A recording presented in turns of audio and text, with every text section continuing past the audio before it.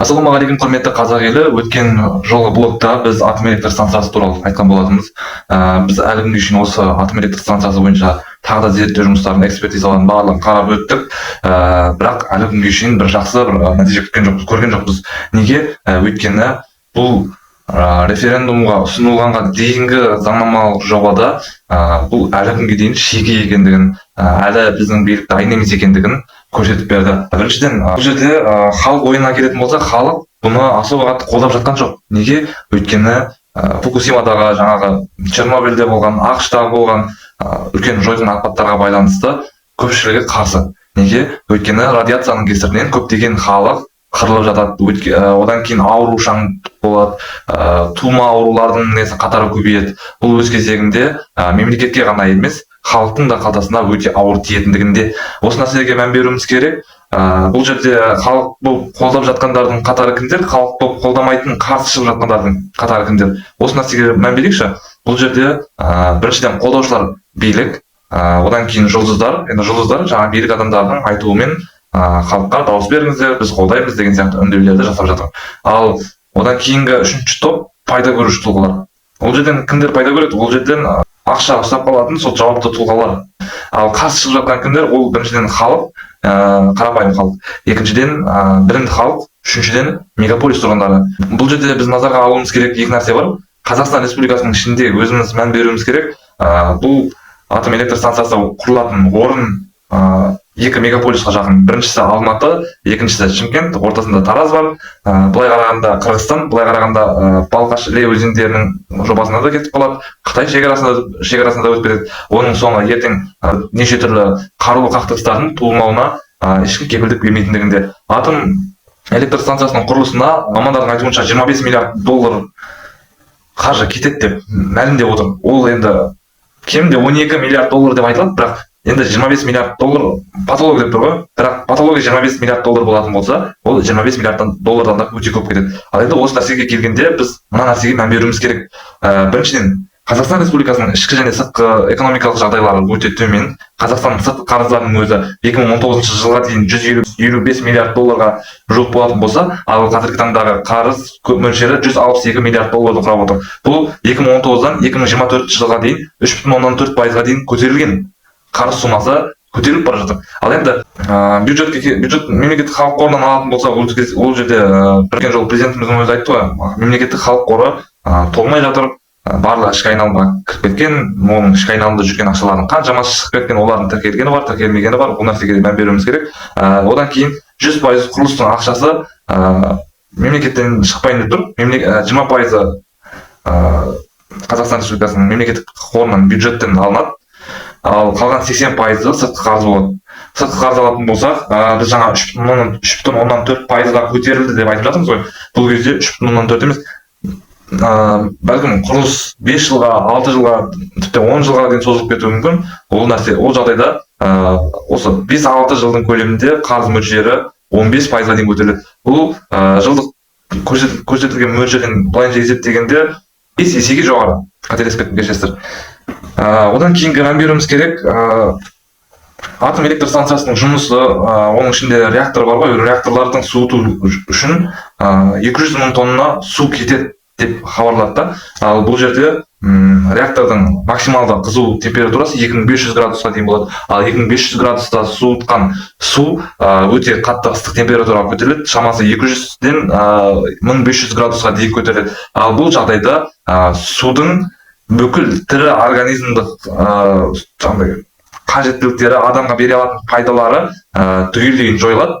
Ол бір. Екіншіден, ол таза судан өлі су дайындау, яғни ол реакторды суытқан 200 мың тонна су улы шикізат болып кетеді.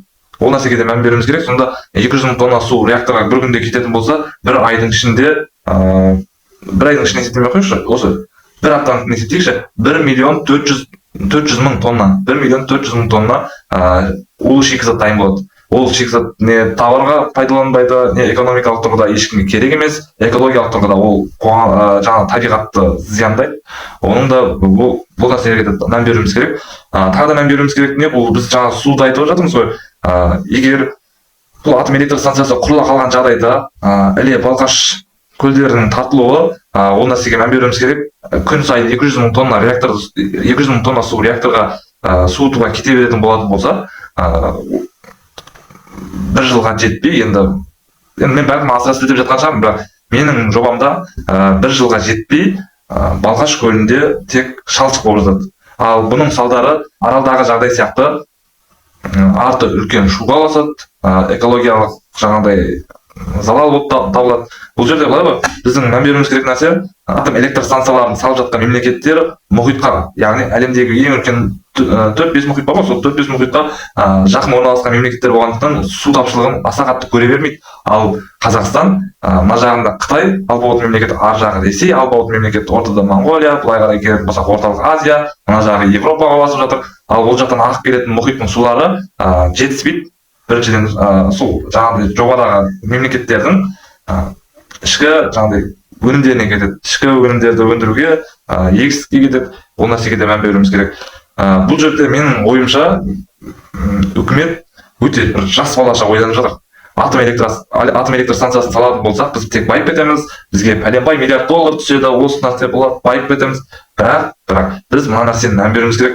Бұл жерде тек қана тас болмайды. Бюджеттен жыл сайын 1 миллиард доллар шығын болып тұрады. Демонтаж жұмыстарына, әсіресе бір ғана кішкене бір болттың түсіп қалуы, яғни жаңағыдай ходовой не бар ғой, құрылыс нысандары жаңағыдай бір жерден түсіп қалуы мүмкін, бір аппарат бұзылып қалуы мүмкін. Ондай жағдайда сол бір жыл сайын 1 миллиард доллар қаржы кетеді. Ол бір. Екіншіден, Қазақстан Республикасының төтенше жағдай министрлігі әлі күнге шейін төтенше жағдайларға дайын емес. Оны біз былай да көріп жүрміз. Су тасқынына төтеп бере алмай жатқан мемлекет ертең атом электр станциясы жарылып кететін болса, қаншалықты дайын болады? Мегаполиста Шымкентте 2 миллион, Түркістан облысы деп айтайықшы, Түркістан облысында 2 миллион адам, Алматы қаласында 2 миллион адам, тағы 1 миллион адам бар деп есептейік. Таразда тағы 1 миллион адам бар деп есептейік. Олардың барлығын көшірдік мақұл. Радиоактивті ол адамдар жаңағы аталған 4, 5, 6 миллион адам радиацияның әсерінен аурушаң болады да, ол басқа өңірлерге барған жағдайда да сол ауруын өзгелерге жұқтырады. Бұл кезде жұқпалы вирустық аурулар туындайды. Бұл кезде біз тағы да мән беруіміз керек дүниелердің бірі апаттар. Осы күнге дейін болған апаттар. 1979 жылы ақш-та болған апат, 1986 жылдағы Чернобыль апаты, 2011 жылдағы Фукусима апаты. Осы нәрселерге де мән беруіміз керек. Оларды залалсыздандыру. Ойлаңызшы, апат болады, жарылыс болады. Жарылыс болғаннан кейін көшіруді есептемей қойыңызшы. 5 миллион халықты көшіру, біреу өз ақшасына кетіп, біреу басқа мемлекеттен қолдау күтеді, біреулер жатып қалады, біреулер тұрып қалады, біреулер жаңағыдай шетінеп кетеді, біреулер өліп кетеді.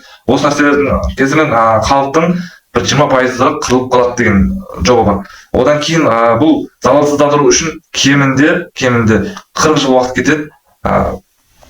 Одан кейін залалсыздандыруға кететін қаржыны есептейтін болсақ, біз жаңа көшіру жұмыстары, оларға үй тауып беру, қайтадан қаланы шоғырландырудан бөлек, тек радиацияны тазалауға 6,6 триллион теңге кетеді. Теңгеге шаққан кезде бұл атом электр станциясы салмасақ біз дамымай қаламыз, біздің энергетикамыз саламыз жаңағыдай құлдырайды, көтерілмей қалады деген нәрсе уайым емес ол.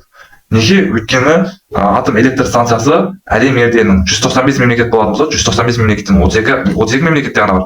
Бұл біз мақұл 32 мемлекеттің ішіне кірмей ақ қойықшы, 195-тің ішінде жүре берейік.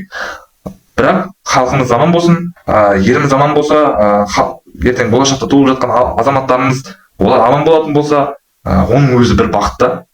Ойбай, қашан жарылып кетеді екен, қашан қандай жағдай болады екен, ертең бір нәрсе болатын болса, біз қашып кете аламыз ба, жаңағы Қазақстанның екінші бөлігіне барып үлгере аламыз ба, радиация қай жерге жетеді екен деп уайыммен өмір сүргеннен, уайымсыз сол 195 мемлекеттің қатарында өмір сүре берген артығырақ деп ойлаймын. Енді мына жерде мен айтқым келетін тағы бір нәрсе бар да, бұл менің ғана айтқаным емес, бұл халықтың айтып жатқаны. Бұл жерде мен өте көп жаңағыдай адамдармен сұхбаттасамын, өте көп адамдармен сөйлесем, бұл жерде халық айтады, біздің Қазақстанда не сапалы жол жоқ, өндіріп жатқан тек тазиктен басқа дүние жоқ. Басқа да дүниелерді өндірсін, сол миллиардтаған қаржы, 25 миллиард долларды шетелден инвестиция қылып алып келетін болса, Қазақстанға көлік өндірсін, экономикалық тұрғыдан неше түрлі өндірістер көп қой. соларды өндірсін. Қазақстанда да жаңағыдай біз көлік ойлап тапсақ деген азаматтар бар, біз телефон ойлап тапсақ деген азаматтар бар, неше түрлі тұрмыстық техникаларды ойлап тапсақ деген азаматтар бар. Соларға қолдау білдірілсін. Сол 25 миллиард долларға сырттан алып келсін өндірістік қажетті заттарды. Бұл атом электр станциясын салған жағдайдың өзінде де энергетика саласында тапшылық көрмейміз деген нәрсе өтірік. Біріншіден, сала мамандарының есептеуінше Қазақстан Республикасына кем дегенде 5 атом электр станциясы керек, толыққанды энергетикамен қамтамасыз ету үшін. Ал 5 жерден атом электр станциясы қойылатын болса, мысалы елестетіңіздерші, Түркістан облысы, Тараз облыстарының біреуі қойылады шекараға, мысалға. Екіншісі Семей, Алматыға, Өскемен үшеуінен біреу қойылады. Солтүстік Қазақстан облысы Астана бар ма, Көкшетау бар ма, Петропавл, Павлодар сияқты қалаларға біреу қойылады. Одан кейін батыс өңіріне біреу қойылады. Орталық Қазақстанға, Ұлытау мен Қарағандының ортасына біреу қойылады. Кейбіреулер айтады, бұл атом электр станциясына қарулы қақтығыс бола қалған жағдайда ұшақтардың өзі атып жаралмайды деп айтады. Бұны кім сынақтан өткізіп жүр? Қалай болып жүр ол? Шын мәнісіне келген кезде жай ғана бір қателіктің кесірінен Чернобыль өте үлкен апатқа ұшырап қаншама жағдайлар болды. Тазартудың өзіне әлі күнге шейін тазартып келе жатыр. Бұл 1986 жылы болатын болса, шамамен 2 жылдан кейін 30 жыл болады. Тағы 10 жылдан кейін 40 жыл болады. 40 жылдың ішінде ол тазарды, тазармаса тағы да тазартып, әлі күнге шейін жұмыстар болып жатады. Қазір Чернобыль қаласы әлі күнге шейін бос деген әңгімелер бар. Тастанды қалалар өте көп. Тура сол сияқты біздің Алматы қаласы, бертеңге жаңағыдай Тараз қаласы бар, Тараз облысы бар, Жамбыл облысы бар, енді жаңағыдай көп ол жақта елді мекендер. Барлық тастанды болып қала беретін болса, тастанды жерге сұрайтын адам көп дейді ғой. Бұл радиация таратып тұрса да, у таратып тұрса да, ол бос жатқан жерге сұраныс ақшан болады. Өз басым еліміздің амандығы үшін, еліміздің саулығы үшін, болашақ ұрпақтың амандығы үшін мен атом электр станциясының құрылысына қарсымын. Бұл референдумды өткізудің қажеті жоқ негізінде. Бұл халықтың ішінде айтылып та жүрген дүние. Бұл тек шала ойлайтын, әлі күнге шейін бала сезіммен ойлайтын адамдардың ойындағы дүние. Анау бір не болады ғой, бір 9-шы класстан бітіріп, колледжге түсемін да, кафеде істеймін. Кафеде істеген кезде бір күнде 10 мың теңге түссе, бір айда 300 мың теңге істеймін да, бір 2 айда машина алып аламын, сөйтемін да, байып кетемін, жағдайымды жасап тастаймын. Ой, үйтіп тастаймын, бүйтіп тастаймын. Шын мәнісінде сол кеткен балдардың қазір қайсысы? Қайда жүр? 10 жылдап, 20 жылдап құрылыс саласында жүрген азаматтар бар. 30 жылға таяп бара жатқан азаматтар бар. Қан солардың байлығы? Жетіп жатыр ма? Жоқ. Мемлекеттің ойы да солда. Біз үйте аламыз, бай аламыз, той аламыз, жей аламыз. Өмірде неше түрлі жағдай болады. Қарапайым құрылысшының өзінде, мысалға бір жылда 6 рет той болады, ол тойға бармаса ұят болады деген сияқты ойлар болады. Ол жаңағыдай ауырмай ма, ол тамақ ішпей ма, басқа да жаңағыдай керек қажеттіліктер туындамай ма, киім алмай ма, осы нәрселерді жолға шығардың алдын есептемейді. Тура сол сияқты мемлекет ертең демонтажға қанша кететіндігін есептеп жатқан жоқ. Былайынша айтқанда тек жас баланың ойымен ойланып отыр. Құрметті қазақ елі, барлықтарыңызға рахмет. Сіздер осы кетпей жатып, видео аяқталмай жатыр. Мына бір